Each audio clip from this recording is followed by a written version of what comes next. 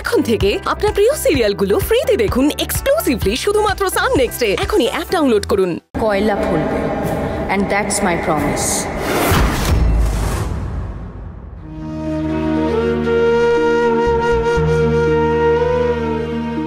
এই মা, তোমাকে এটা শেখায়নি? আমি তো এটা আগে থেকে জানি। আমি হামতে জানি, আমি জনি রেস পাপ্পা জানি। শুনেছি কিন্তু মুখস্থ নেই। মা, তুমি তো কোনোদিন আমাকে এই রাইমগুলো শেখাওনি।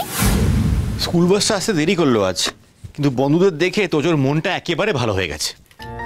তাই? তোজোর মন ভালো হয়ে গেছে একেবারে।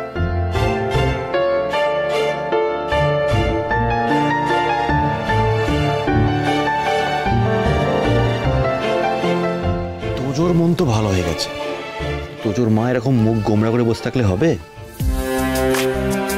দেখুন জাগৃতি, তোজো এখন বাচ্চা, এই মন খারাপ হবে, আবার এই মন ভালো হয়ে যাবে।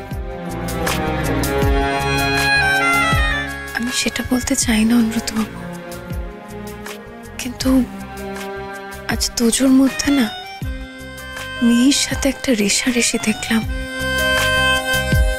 সেটা কিন্তু আমার একটু ভালো লাগলো না। আমার মনে হয় যেটা আমি ভেবেছি তোজোকে মিহি স্কুলে ভর্তি করবো, ওই ডিসিশনটাই ঠিক। আপনি নিজেটা নিয়ে ভাববেন। ভাবতে তো হবেই অনুব্রতবাবু,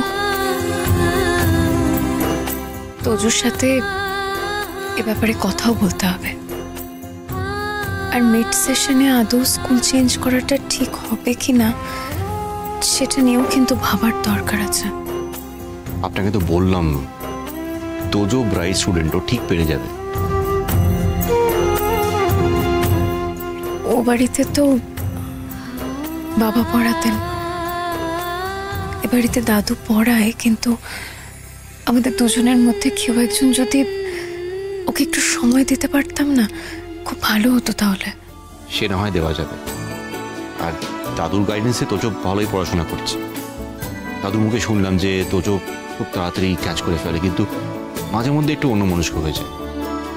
বাচ্চা তো, আমি শিওর মিহিও হয়তো এরকম ভাবে। না না, মিহি আমাদের লক্ষ্মী মেয়ে, দেখবেন রাইমস টেস্টে ও সব থেকে বেশি নাম্বার পাবে। পাবেই তো। আর মিহির মাও কিন্তু লক্ষ্মী মেয়ে। মাথা থেকে চিন্তা করে বার করুন, একটু হাসুন, ঠিক আছে?